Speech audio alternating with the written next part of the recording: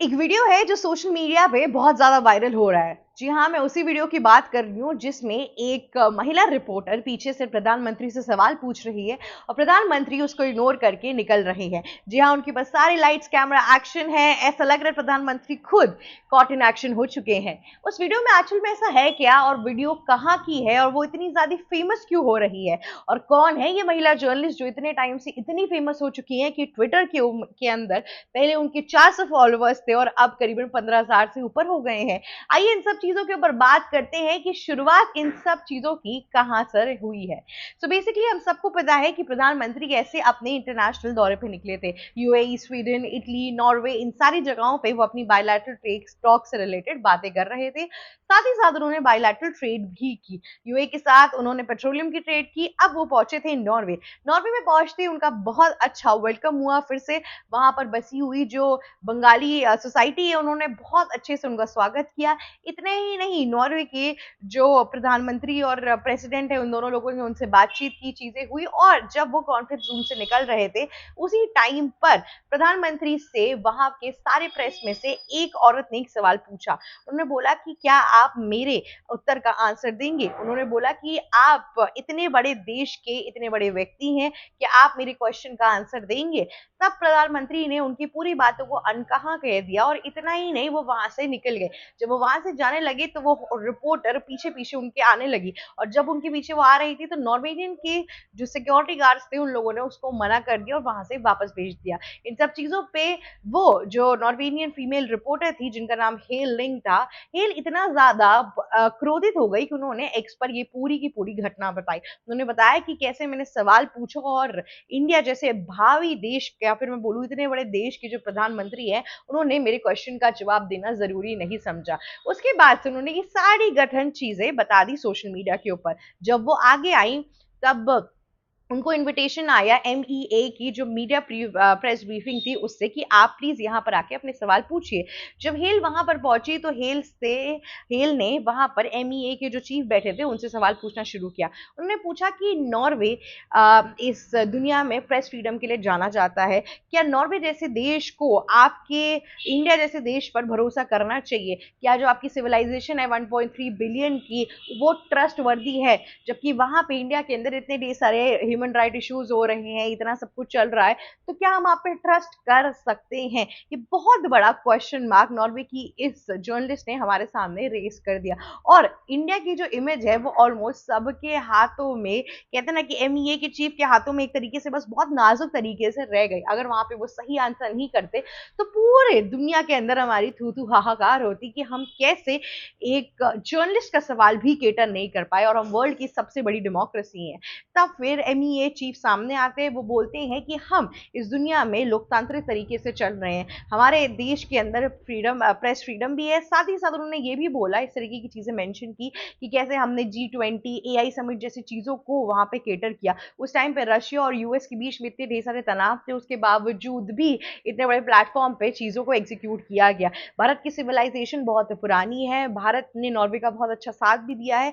भारत के ऊपर ट्रस्ट ना करना या करना वो तो खैर आपकी अपनी एक चॉइस है, पर यहाँ पर ये बात तो तय है कि भारत से ज्यादा भावी कैंडिडेट कोई भी नहीं हो सकता है। उन्होंने मोटा मोटा क्रक्स में ये आंसर किया उनको जब वो आंसर कर रहे थे। हालांकि हेल को उसके बीच में बहुत से सवाल भी थे पर उनको रोका जा रहा था, वो काफी अग्रेसिव हो गए। उन्होंने कहा कि जब मैं बोल रहा हूँ तो मुझे बोलने दीजिए, आपने सवाल पूछ लिया है।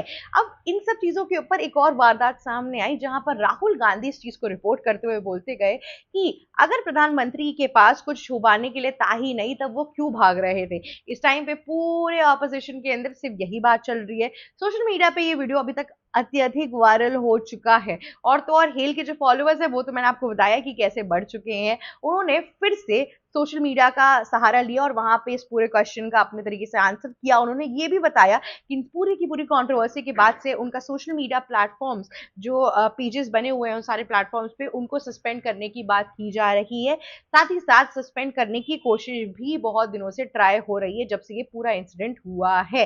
इसकी वजह से इस टाइम पर हेल के साथ बहुत बुरी चीजें भी हो रही हैं, पर हेल किसी से भी डरेगी नहीं। अब वहां पे एक और सवाल बहुत ज्यादा आता है। तो बेसिकली हम सबको पता है कि मीडिया प्रेस फ्रीडम के इंडेक्स के हिसाब से अगर देखेंगे तो नॉर्वे टॉप में रहता है हमेशा ही, और भारत उस हिसाब से इस टाइम पर कुछ 140 के ऊपर ही इस टाइम पर रैंकिंग में है। इतना ही नहीं, नॉर्वे ने अपनी जो पकड़ है इस पूरे प्रेस फ्रीडम में हमेशा ऊपर बना के रखी है। लेकिन दूसरी ओर अगर आप भारत की बात करेंगे तो हम पिछले 11 साल से नीचे गिरते ही जा रहे हैं। इस चीज का आंकलन फॉरेन मीडिया ही करती है, ये पूरा इंडेक्स उस हिसाब से आंकलन किया जाता है। पर सवाल ये उठ रहा है कि एमईए ने बहुत अच्छा जवाब तो दिया, पर प्रधानमंत्री ने वहां पर कोई क्वेश्चन का जवाब क्यों नहीं दिया? देखिए, ये सवाल सबके दिमाग में इस टाइम पे उठ रहा है कि क्यों प्रधानमंत्री ने इस चीज का आंसर नहीं किया। इस टाइम पे ऑपोजिशन भी यही सेम सवाल पूछ रही है, और साथ ही साथ इंडिया के प्रेस फ्रीडम के बारे में काफी सवाल पूछा जा रहा है। इस टाइम पे जिस हिसाब से विपक्षी दल के नेता और बाकी सब लोग टारगेट कर रहे हैं बीजेपी को कि कैसे नॉर्वेनियन जो मीडिया है वो इंडिपेंडेंट है, वो फ्री है, वो गोदी मीडिया जैसी नहीं है, इस तरीके के शब्दों का भी इस्तेमाल किया जा रहा है। पर एमईए ने सारी सिचुएशन को बहुत अच्छे से हैंडल किया। देखिए, आप कभी भी किसी इंटरनेशनल प्लेटफॉर्म पर जाते हैं ना, तो ये सब कंट्रीज चाहेंगी ही चाहेंगी कि आपकी कंट्री की इमेज कहीं ना कहीं तरीके से नीचे जाए।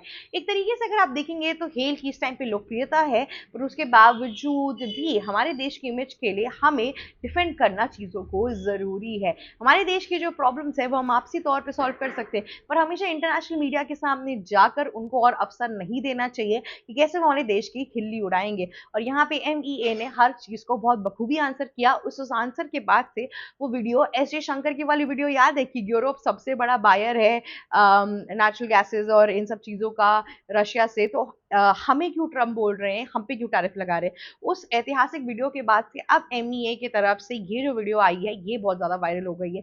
हर जगह पे इस टाइम पे इसकी बहुत ज़्यादा प्रशंसा हो रही है और चीफ के ऊपर भी काफ़ी बातचीत चल रही है। पर एक और बहुत महत्वपूर्ण सवाल आ रहा है कि आखिरकार हमारे देश के जो प्रधानमंत्री हैं वो कभी भी इस मीडिया और प्रेस ब्रीफिंग में क्यों नहीं बैठते, उनसे क्यों नहीं सवाल पूछा जाता है। देखिए, बहुत सी जगहों पर अगर आप देखेंगे यूएस के अंदर, यूरोपियन यूनियन की जितनी कंट्रीज है उसके अंदर, फिर आप नॉर्वे में भी देख लीजिए, इन सब जगहों पे अगर आप एक चीज ध्यान देंगे तो आपको एक चीज समझ में आएगा कि कैसे ये सब, जितना अगर आपके पास प्रधानमंत्री छोटा से छोटा इंसान, ये सब लोग मीडिया प्रेस ब्रीफिंग में बैठेंगे और इनको आंसर करना ही करना होगा।